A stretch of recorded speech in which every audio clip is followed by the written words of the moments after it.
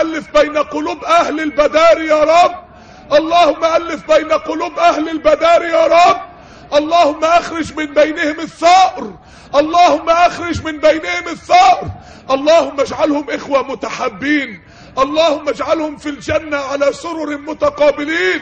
اللهم بارك في رجالهم، وبارك في نسائهم، وبارك في شبابهم، وبارك في أطفالهم، وبارك في أموالهم، وبارك في طعامهم، وبارك في أبدانهم.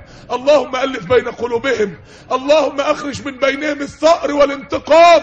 اللهم أخرج من بينهم الاعتداء. اللهم اجعلهم جندا من جندك. اللهم اجعلهم جندا من جندك.